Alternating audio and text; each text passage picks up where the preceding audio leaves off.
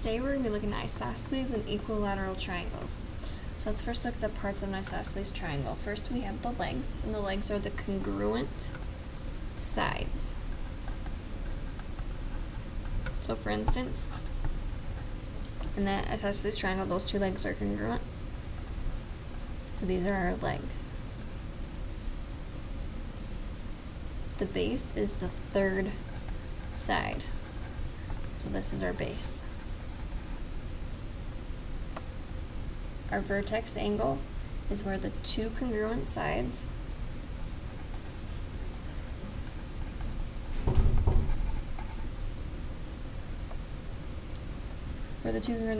form the angle.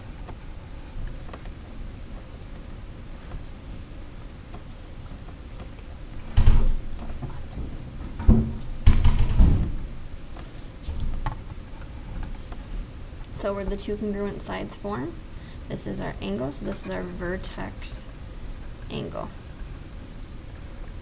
So let's look at the base angles. The base angles are the other two angles. So for instance, this angle is our base angle, and this is also our base angle. So let's look at the isosceles triangle theorem. If two sides of a triangle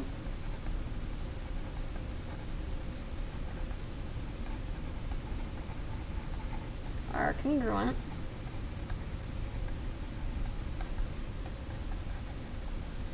then the angles opposite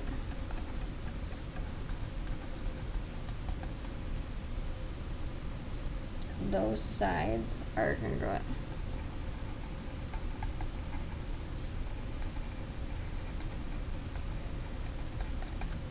So what this is stating, if two sides are congruent in our isosceles triangle, then our two opposite angles are also congruent. So the converse of the isosceles triangle theorem is if two angles of a triangle are congruent,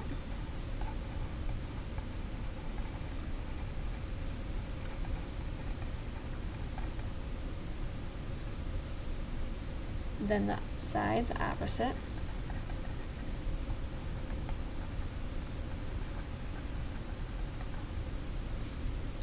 those angles are congruent.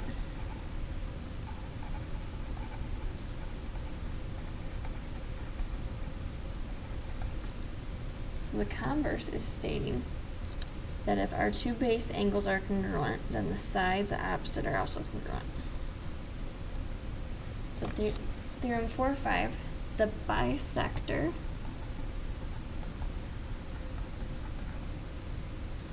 of the vertex angle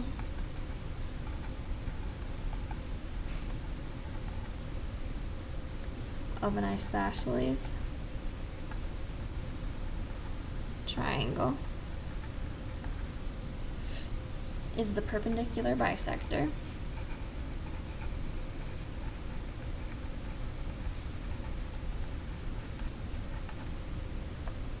of the base.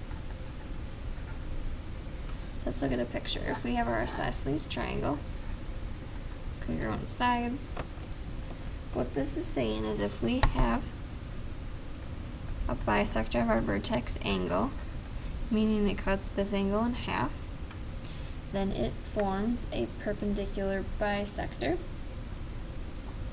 to the base. Let's look at example 1. We need to find the measure of our other angles. So if these are my two legs, I know they're congruent. I also then know that these two base angles are congruent. And I don't know what they are.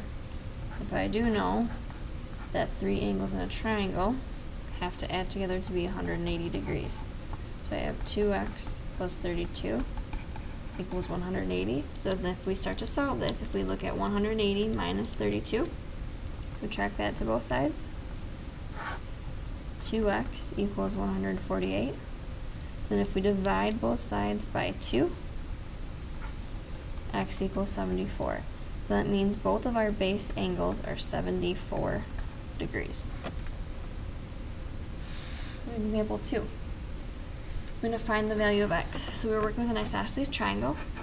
These two legs are congruent, so that means these two base angles are congruent. So if this is 4x minus 28, I know that this angle is also 4x minus 28. And looking at these to solve for x, I know these two angles are supplementary. They form a straight line, which means that they have to add together and equal 180 degrees. So 4x plus 9x, we have 13x minus 28 equals 180. So if we take our 180 and to both sides we add 28, we have 13x equals 208. So then we take that and we're going to divide 13 to both sides. X will equal 16.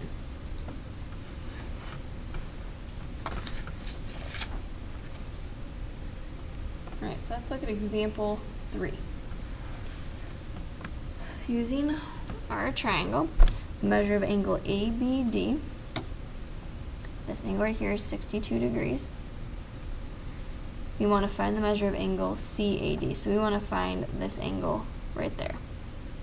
Well, we know this is an isosceles triangle, so two congruent sides. So my other base angle is 62 degrees.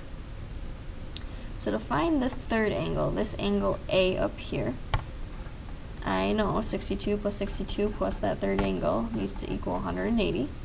And I know that 62 plus 62 is 124. So then we have to take 180 and subtract our 124 to both sides from that. So I know x is 56 degrees. So I know my vertex angle is 56. Remember we talked about our angle bisector, which means it divides us in half. So to find that smaller angle, if I divide that in half, I know that each of my smaller angles is 28 degrees. So now let's look at example 4. We know this is an isosceles triangle. We know that SR is congruent to ST. I know that SRT is 6x plus 7. I know my RST is 9x minus 2. So if I have to find the value of x, I know that this is also 6x plus 7 because these are my two base angles. So if I need to find x, I know my three angles added together will equal 180 degrees. So if I take 6 plus 9, combine my like terms, I end up with 21x when I combine my x's. So then 7 plus our negative 2, we're going to have 12. And we combine these like terms, equals 180. So if I subtract 12 from both sides, I know I end up with 21x equals 168. So then dividing both sides by 21, x will equal 8.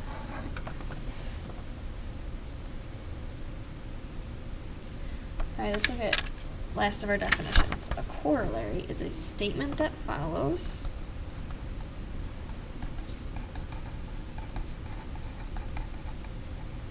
immediately from a theorem.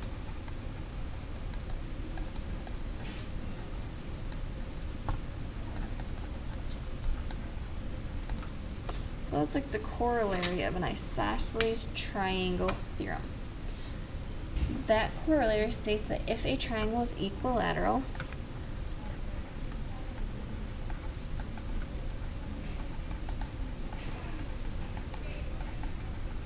then the triangle is equiangular.